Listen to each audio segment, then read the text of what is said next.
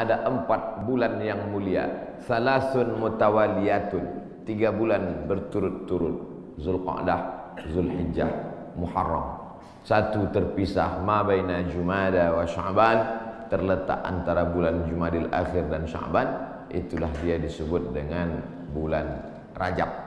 Makanya Nabi berdoa khusus bulan Rajab, Allahumma barik lana fi Rajab wa Sya'ban, berikan kami berkah di bulan Rajab dan bulan Sya'ban, wa ballighna Ramadan, sampaikan kami ke bulan Ramadan. Ketika saya berdoa minta Rajab, bapak-bapak mengaminkan. Ada ibu-ibu satu diam aja. Ibu kenapa enggak mengaminkan? Saya sudah dapat Rajab. Rupanya nama suaminya Pak Rajab. Rajab artinya tarjib. Tarjib.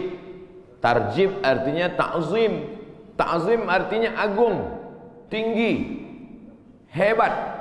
Bulan Rajab bulan yang tinggi, bulan yang hebat yang dipilih oleh Allah Subhanahu wa taala.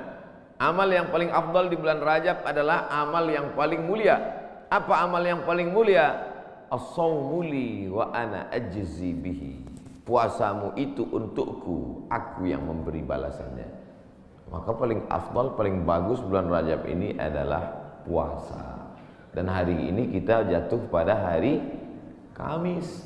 Siapa yang puasa hari ini, maka dia dapat 3. Saya niat puasa qadha hari ini, kata ibu, kata bapak, otomatis dia dapat 3. 1, qadhanya lunas. 2, dapat pahala puasa Kamis. 3, dapat pahala puasa sunat Rajab. Saya tak bisa Pak Ustadz, kenapa? Tadi enggak niat. Kamis depan, mudah-mudahan masih hidup.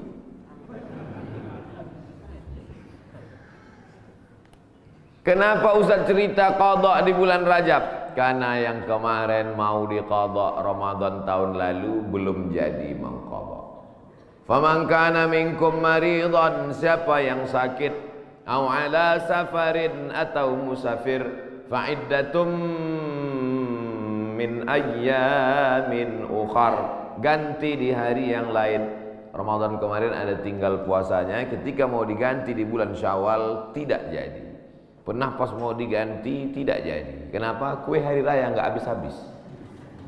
Mau diganti di bulan Zulqa'dah tak sempat. Di bulan Zulhijjah mau diganti, daging kurban tak habis-habis. Kaki sapi 1 ekor dalam freezer. Akhirnya inilah kesempatan paling hebat kalau mau mengganti puasa. Tapi kalau cerita masalah ganti puasa pasti ingatnya ibu-ibu. Karena yang hamil ibu-ibu, yang menyusukan anak ibu-ibu. Makanya Ustadz selalu mengatakan ibu-ibu, kalau mau ganti bulan puasa yang tinggal kemarin bagusnya di bulan Rajab. Dia tak tahu ibu itu memang puasanya tinggal 7 hari, suaminya 17 hari. Ternyata bapak-bapak juga punya hutang puasa.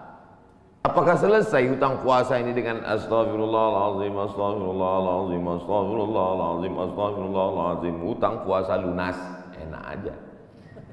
Man mata, siapa yang mati, wa alaihi siyamun, punya hutang puasa, shoma anhu waliyuhu, ahli warisnya wajib menggantikan puasanya. Hadis sahih. Tidak bisa diganti dengan istighfar. Tidak bisa diganti usolli sunata taubat rakaataini lunas 60 hari lillahi ta'ala. Nggak bisa guys. Nah, oleh sebab itu maka puasa yang tinggal kemarin mesti diqadha.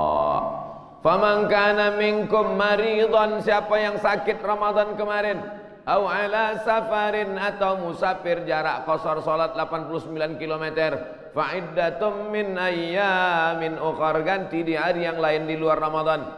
Wa 'alal ladzina yutiqunahu, siapa yang tak sanggup puasa karena sakit keras. Pak Ustadz, saya nggak bisa puasa di Ramadan, nggak bisa puasa di Syawal, nggak bisa puasa di Zulqa'dah, Zulhijjah, Muharram, Safar, Rabiul Awwal, Rabiul Akhir, Desember, Januari, Februari, Maret, April, Mei, Juni, Juli, nggak bisa puasa. Kenapa nggak puasa? Usus saya sudah dipotong pendek aja. Bentar-bentar lapar, bentar-bentar lapar, bentar-bentar lapar. Sampai mati nggak bisa, atau kena penyakit mah akut, atau kena diabetes mellitus akut, atau kena jantung akut, atau apapun sebabnya, atau karena tua renta 70-80 nggak bisa puasa, fa'iddatu min ayamin ukhar bagi yang musafir dan sakit. Tapi bagi yang nggak sanggup sampai mati, fidyatun ta'amu miskin, bayar fidyah makan 1 hari fakir miskin. Bagaimana dengan perempuan hamil dan menyusukan anak? Masuk yang mana dia? Kalau dia musafir, sakit, ganti. Kalau sakit keras, tua renta, bayar fidyah. Perempuan yang hamil dan menyusukan anak tidak disebut dalam ayat ini, maka ulama berijtihad, lain kepala, lain isinya. Rambut sama hitam, isinya macam-macam. Perempuan yang hamil dan menyusukan anak, 3 mazhab ulama. Mazhab yang pertama, menurut Imam Abu Hanifah, mazhab Hanafi, hanya mengqadha saja. Jadi kalau ada ustadz mengatakan ibu-ibu yang hamil menyusukan anak tinggal puasanya qadha saja, itu berarti mazhab Hanafi. Sedangkan mazhab Abdullah bin Abbas mengatakan bayar fidyah saja. Ibu pilih yang mana? Mau qadha aja atau bayar fidyah? Saya qadha aja Pak Ustadz. Saya kalau keluar duit nih malas. Ibu pilih mana? Saya nggak tahan lapar Pak Ustadz. Mau bawanya mau ngemil ngunyah aja. Jadi saya bayar aja. Yang mau qadha saja mazhab Hanafi. Yang bayar fidyah saja pendapat Abdullah bin Abbas. Mazhab Syafi'i yang mana? Mazhab Syafi'i lihat dulu dia tak puasa karena apa. Kalau dia tidak puasa karena dirinya, karena lemah, karena tak mampu, qadha saja. Tapi kalau ada unsur anaknya, kenapa ibu tak puasa? Janin saya lemah, sudah diperiksa USG oleh SPOG, spesialis obgyn kandungan.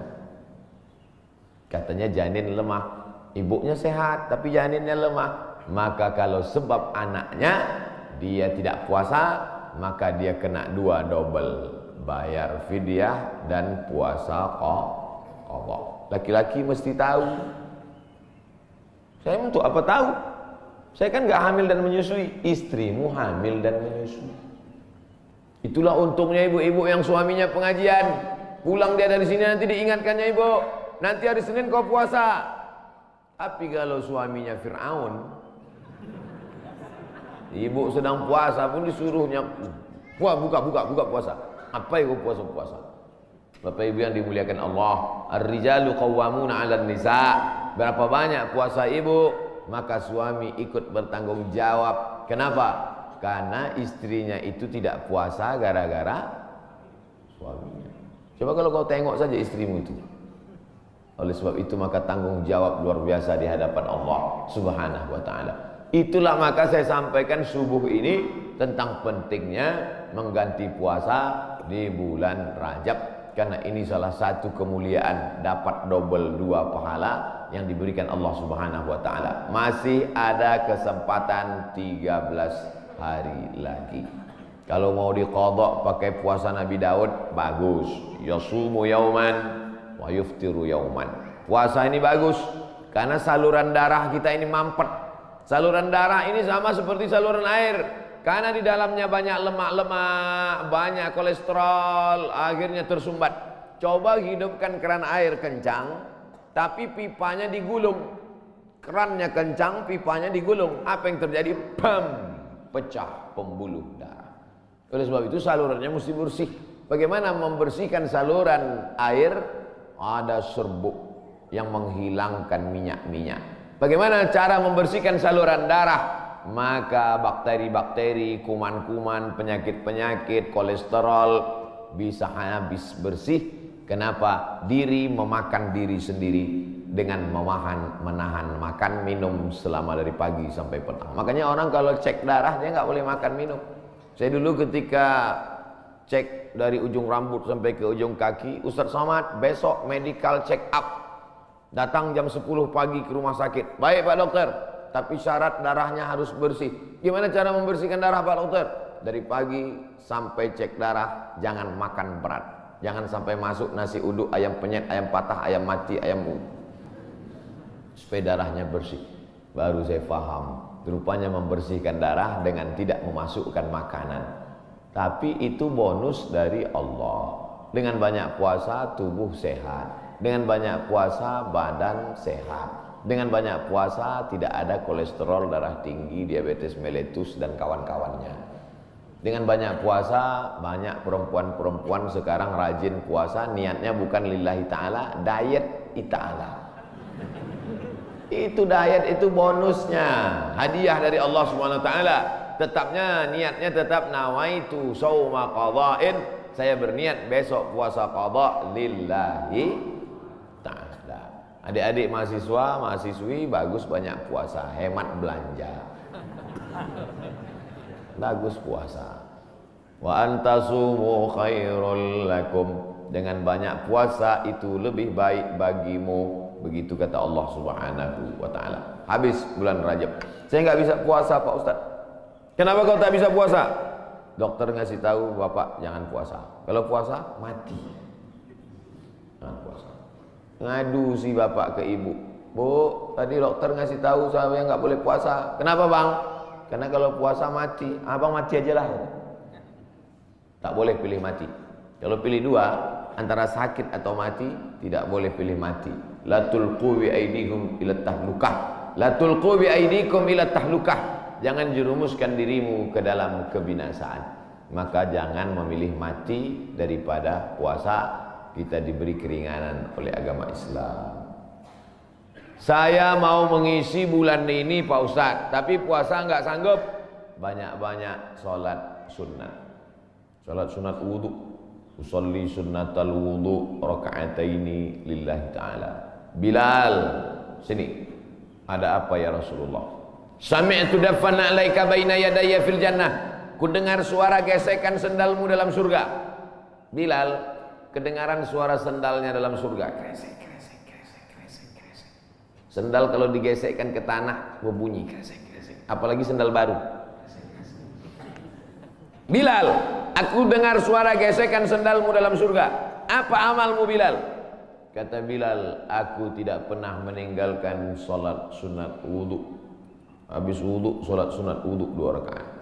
Bagi yang biasa pakai usolli sunnatal wudhu. Bagi yang tidak pakai usolli, dalam hati saja. Allahu Akbar. Niatnya sah dalam hati. Saya termasuk yang tidak mewajibkan melafazkan niat. Tapi bagi yang melafazkan, jangan sampai dibid'ahkan, disalahkan. Karena niat itu letaknya di hati. Cuman hati kita kadang bimbang, goyang, ragu. Untuk menguatkan hati maka diucapkan di mulut. Tiba-tiba masuk masjid, Allahu Akbar. Dalam hati ragu. Ini tahiyatul masjid apa qobliyah?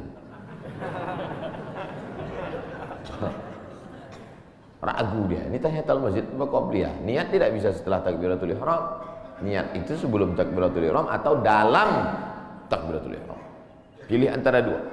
Oleh sebab itu maka untuk menguatkan apa yang dalam hati, saya salat qobliyah subuh. Usolli sunnatas subhi rak'ataini qabliyatan lillahi ta'ala.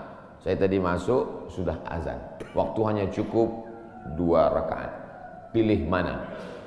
Kalau cepat datangnya tahiyatul masjid dulu. Setelah tahiyatul masjid baru qabliyah. Tapi kalau datangnya lambat,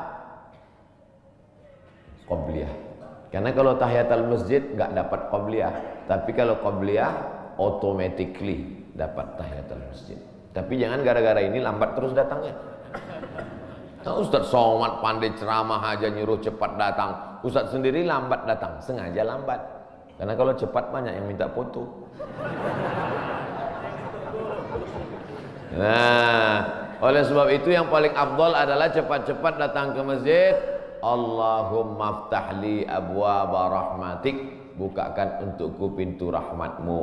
Mau keluar masjid, doanya sudah ditulis di pintu. Allahumma inni as'aluka min fadlik. Ini hebatnya masjid PT Antam, doanya ditulis di pintu. Banyak juga di masjid lain doanya ditulis di lampu running text. Pas lampunya mati, doanya hilang. Ini bagus, tulis. Jadi jamaah bisa ngelihat. Pas mau masuk, Allahumma inni, Allahumma ftahli abwaaba rahmatik. Bukakan untukku pintu-pintu rahmatmu ya Allah. Sampai ke dalam tahiyatul masjid. usolli sunnatan tahiyatal masjid raka'ataini lillahi ta'ala. Idza dakhala ahadukumul masjid, kalau kamu masuk masjid fala yajlis, jangan duduk hatta yusolli raka'ataini, sampai sholat sunat 2 rakaat. Tahiyatul masjid, qabliyah, ba'diyah, sholat sunat wudu, sholat sunat du'a, sholat sunat isyraq, sholat sunat awabin, sholat sunat tasbih. Perbanyak sholat sunat. Saya semua udah Pak Ustaz. Apa yang belum? Sholat sunat mutlak. Ada sholat sunat yang terikat waktu, du'a. Ada sholat sunat yang terikat momen, tahiyatul masjid. Ada sholat sunat yang tidak terikat apa-apa. Sholat sunat aja 2 rakaat. Nggak ada angin, nggak ada hujan, sholat sunat aja 2 rakaat. Kau sholat sunat apa tadi? Sholat sunat aja 2 rakaat. Mana ada sholat sunat aja? Sholat sunat tidak terikat dengan apapun, namanya mutlak. Mutlak artinya lepas, tidak terikat dengan apapun. Syukur kepada Allah Subhanahu wa ta'ala. Suatu ketika Nabi bertamu ke rumah sahabat. Sampai di rumah sahabat dikasih makan, dikasih minum, dijamu dengan jamuan luar biasa. Setelah itu dia sholat sunat 2 rakaat. Sholat sunat apa namanya? Kan nggak mungkin usolli sunnatan 2 rakaat karena sudah dikasih makan enak lillahi ta'ala. Nggak ada. Makanya kita kadang sholat sunat aja 2 rakaat sebagai ungkapan syukur kepada Allah. Cara bersyukur subhanallah, betul. Cara bersyukur berzikir banyak selawat, betul. Tapi syukur yang paling bagus adalah dengan sholat. Sholat sunat aja 2 rakaat. Aku sholat sunat 2 rakaat karena bersyukur kepada Engkau atas nikmat yang begitu hebat, yang begitu banyak. Abang tadi sholat sunat? Iya. Sholat sunat apa? Syukur. Hari ini kau enggak? Lauknya enggak enak. Oh, enggak bisa begitu. Nikmat ini bukan cuma makanan enak, hidup nyaman juga nikmat. Tinggal di komplek ada masjidnya juga nikmat. Tinggal di lingkungan yang mengingatkan kita kepada Allah. Berapa banyak orang kerjanya mantap, tapi sholat nggak bisa. SMS ke saya, meleleh air mata baca SMS-nya. Ustaz Somad, apa hukumnya sholat di WC? Hah? Ente mau ngetes saya apa gimana nih? WC kan najis, tempat setan, kotor. Menyebut nama Allah aja nggak boleh. Allahumma inni a'udzubika minal khubusi wal khaba'is. Mau masuk WC, ya Allah lindungi aku dari setan jantan dan setan betina. Setan jantan sana, setan betina di sana. Ketemunya di mana? Di WC. Dia bilang apa hukumnya sholat di WC. Saya sangka mau ngetes saya. Ternyata memang betul. Dia kerja di luar negeri. Supervisor pengawasnya tidak mengizinkan permisi sholat. Akhirnya dia masuk ke WC yang agak lapang. Dia bentang kain, sholat di dalam. Hanya untuk mencari makan Bapak Ibu. Luar biasa nikmat. Bisa kerja di Pomala'a. Betul? Lama saya ngapalnya nih. Bisa kerja nyaman, masjidnya besar, ibadah tidak dilarang, pengajian dihadirkan ustadz. Inilah nikmat yang paling besar. Fabi ayyi ala'i rabbikuma tukadziban. Nikmat apa lagi yang kau dustakan? Keluar dari komplek pemandangannya indah, memandang ke tepi jalan, lautan terhampar. Kata orang, saya nggak ngeliat tadi malam gelap. Kurang apa lagi, nikmatnya besar. Ikannya segar-segar, mantap-mantap, duriannya enak. Kau tahu Ustaz tadi malam makan durian.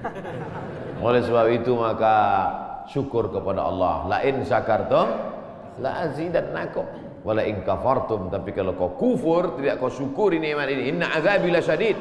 Azabku itu amat sangat menyakitkan. Jangan sampai setelah azab datang barulah meleleh air mata.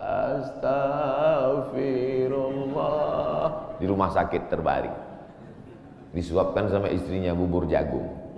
Dulu waktu sehat kemana aja. Kalau ada orang udah sakit baru petik tasbih, biasa.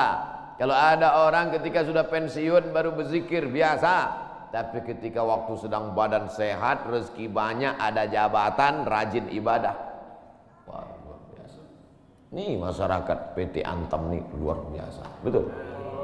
Tapi yang datang nih memang masyarakat lingkungan sini. Alhamdulillah. Karena saya pernah juga ceramah di komplek pusat. Ketika masih kerja, aktif ke masjid, baru luar biasa. Selesai ceramah dikasih, mohon maaf Pak Ustaz, yang datang tadi masyarakat dari luar. Bapak Ibu yang dimuliakan Allah Subhanahu wa taala. Ini kenikmatan ini kalau dicabut oleh Allah Subhanahu wa taala. Allah itu luar biasa. Allah kalau mau mematikan orang, cukup saja dia katakan innama amruhu idza arada syai'an ayaqula lahu kun. Mati. Kenapa orang yang minum khamar tidak mati? Kenapa orang yang berzina tidak mati? Kenapa orang yang makan riba tidak mati? Karena Allah itu bismillahirrahmanirrahim. Allah itu sayang, dibiarkannya dulu. Malaikat itu sudah gergetan malaikat, mau cabut aja. Jangan, kata Allah Taala, jangan. Biarkan dia mabuk-mabuk dulu, biarkan. Nanti baru kau celupkan dia ke neraka jahanam. Innallaha la yumli lidzalim. Allah sengaja mengulur kepada orang-orang yang zalim itu. Orang-orang yang zalim, yang aniaya terhadap dirinya, yang berzina, yang minum khamar, yang mabuk, yang makan riba, yang biarkan dia, biarkan. Sampai apa? Sampai dia bertobat. Kalau tidak juga, hatta idza akhadhahu lam yuflithu, sehingga Allah menurunkan azab tidak tanggung-tanggung langsung. Jadi jangan heran kalau ada orang enggak sholat, rumahnya besar, enggak sholat, mewah hidupnya. Sesungguhnya dia sedang dimainkan Allah Ta'ala. Inna kaidi matin, tipu dayaku amat sangat kuat. Cuman kadang orang ini nggak paham cara pikir Allah SWT. Cara pikir ibu aja kadang anak nggak paham. Anak umur 5 tahun minta pisau, jangan, nanti tangan kau luka. Tapi ketika kita memahami Allah, yang kita ikut ini, kita ikut Allah atau Allah ikut kita? Kita ikut Allah. Ini banyak orang sekarang Allah dia suruh ikut dia. Ya Allah, berikanlah aku gaji yang banyak. Kau ikut aku, jangan sampai aku ikut engkau. Loh, sebenarnya yang Tuhan ini aku, apa kau kata Tuhan? Kita yang ikut Allah. Makanya kita ini disebut Muslim. Muslim artinya berserah diri kepada kehendak Allah, bukan Allah yang ikut kita. Kadang banyak kita paksa Allah untuk ikut kita. Kita berdoa sesuai dengan request kita. Kalau kita Allah nggak kasih, lalu kita marah sama Allah. Ente siapa, kata Allah. Makanya kita serahkan pada Allah. Tapi kita kalau berdoa tetap minta apa yang kita minta. Jangan gara-gara ini nanti, ya Allah pagi ini aku nggak berdoa apa-apa, terserah oleh Allah. Mau kasih nggak apa-apa. Oh jangan. Nabi malah kalau berdoa sebut nama. Allahumma a'izzal islama bi umarain. Ya Allah kuatkan Islam ini dengan 2 Umar. Waktu itu ada 2 Umar yang paling hebat, paling gagah, paling perkasa di Makkah. Satu Umar bin Khattab, satu Umar bin Hisham. Umar bin Khattab, Umar bin Hisham. Ya Allah, Islam ini akan kuat kalau 2 orang ini masuk Islam. Masuk Islamlah 2 orang ini ya Allah, Umar bin Khattab atau Umar bin Hisham. Saya sebut Umar bin Hisham, banyak bapak ibu nggak kenal. Tapi kalau saya sebut nama kerennya, oh, Umar bin Hisham, Abu Jahal. Makanya kalau kenalan sama orang jangan cuma tanya satu nama, tanya nama satu lagi. Banyak orang ini namanya macam-macam. Nama siapa? Abdul Somad. Di Facebook Anton. Enggak, nama saya di mana-mana tetap Abdul Somad. Nama Abdul Somad, Instagram Abdul Somad Official. Cuman mau ngasih tahu aja supaya di-follow. Bapak Ibu yang dimuliakan Allah Subhanahu wa taala. Jadi kalau masih bisa sehat, beribadahlah. Karena sampai masanya nanti udah sakit nggak bisa beribadah. Parahnya lagi, sudah sakit pun nggak ke masjid juga. Makanya walaupun sakit datanglah ke masjid. Nggak bisa sholat di depan, sholat di belakang. Malu sholat di belakang, di emperan. Nggak bisa juga sholat, kasih tahu biar kami sholatkan. Jangan segan-segan. Bapak Ibu yang dimuliakan Allah Subhanahu wa taala. Saya Pak Ustadz nggak bisa puasa, sholat sunat. Sholat sunat pun nggak bisa Pak Ustadz. Baca Quran. Duduk, nggak bisa tegak, nggak bisa rukuk, nggak bisa sujud, buka Quran. Bismillahirrahmanirrahim. Tapi katanya baca Quran auzubillah Pak Ustadz. Oke. A'udzubillahi minasyaitonirrajim. Bismillahirrahmanirrahim. Ya ayyuhan nas, wahai manusia, ittaqu rabbakum, takutlah kamu kepada Allah. Inna zalzalatas saati syai'un azim. Sesungguhnya bumi akan bergoncang dan hari itu kiamat terjadi, azabnya amat sangat kuat. Membaca itu ketakutan, langsung pulang ke rumah sedekah. Berapa? 500 perak. Jadilah daripada sebelumnya hatinya tertutup. Itulah orang-orang ketika dibacakan ayat kepadanya, zadathum imana, bertambah imannya. Surat Al-Hajj. Apa ayat yang kau lihat? Sesungguhnya saat itu Allah sedang menegur engkau. Wa taran nasa sukara, kau lihat manusia waktu itu seperti mabuk. Wa mahum bisukara, mereka bukan mabuk. Jalan sempoyongan mau tumbang di atas bumi, mereka mabuk? Bukan. Kenapa mereka tidak mabuk? Walakinna adzaballahi syadid. Tapi saat itu azab Allah amat sangat menyakitkan. Sempoyongan jalan macam zombie. Kenapa? Karena kerak bumi waktu itu tercabut. Kita sekarang kan bisa tenang ini karena kerak bumi ini bisa normal. Kerak bumi ini ada pakunya. Sampai masanya pakunya itu copot. Apa pakunya? Wa takunul jibalu kal ihnil manfush. Waktu itu paku-pakunya gunung-gunung seperti bulu kambing dihembus angin. Ada kalanya Allah menyebut kal ihnil manfush. Ada kalanya disebut kal farashil mabthus, seperti rayap yang berterbangan, seperti nyamuk yang berterbangan, habis semuanya. Kalau Gunung Bromo, Gunung Kidul, Gunung Merapi, Gunung Kelut seperti rayap yang berterbangan, lalu kita seperti apa? Kalau ada tetangga bapak yang sombong, yang angkuh, ambil rayap, hembuskan ke mukanya. Begitulah nanti saudara. Kalau Gunung Kidul, Gunung Bromo, Gunung Merapi seperti rayap, lalu kau seperti apa nanti di hadapan Allah? Dua kemungkinan, dia taubat atau makin ngamuk. Kita ini nggak ada apa-apanya. Yang disombongkan itu apa? Yang diangkuhkan itu apa? Maka mesti banyak-banyak ibadah. Itu yang akan dibawa menghadap Allah Subhanahu wa taala. Tadi malam ada yang ngirim ke grup WhatsApp. Percakapan antara ayam dan anaknya. Bapak Ibu udah dapat? Apa kata anak ayam? Mama, kenapa manusia itu hebat ya? Namanya macam-macam setelah lahir ke dunia. Ada Abdul Somad, ada yang lain-lain. Sementara kita semuanya namanya sama, ayam. Semua ayam. Apa kata induk ayam? Gak apa-apa nak. Mereka memang namanya mantap-mantap. Tapi sesudah mati semuanya namanya satu, mayat. Beda sama kita. Kita memang ayam, tapi setelah kita mati ada ayam panggang, ada ayam goreng, ada ayam. Mereka memang hebat-hebat, mereka kaya-kaya, mereka pejabat-pejabat, mereka punya jabatan, mereka punya ilmu, mereka punya gelar profesor doktor. Tapi setelah mereka mati, tidak ada yang mendatangkan manfaat, semuanya menjadi mayat. Beda dengan kita. Kita setelah mati mendatangkan manfaat, mengenyangkan perut. Ulaika kal an'am, mereka itu seperti binatang. Balhum adall, bahkan lebih hina daripada binatang. Makanya kalau tidak karena ibadah, apa beda kita dengan ayam? Bukan hadis, dapat di grup WhatsApp. Saudaraku yang dimuliakan Allah Subhanahu wa taala, bedakan dirimu dari binatang dengan apa? Dengan ibadah. Cerita tentang ibadah, apakah ayam itu tidak bertasbih? Ayam itu ketika sedang mengeram, coba lihat lidah ayam sedang mengeram, semuanya bertasbih. Bertasbih. Nabi mencabut pelepah korma, menusukkan pelepah korma di makam. Sahabat bertanya, kenapa kau tusukkan pelepah korma itu ya Rasulullah? La'allallaha an yukhaffifa 'adzabahuma ma lam yaybasa. Selama pelepah korma itu basah, maka orang yang ada di kubur diringankan azabnya. Kenapa? Karena pelepah korma bertasbih.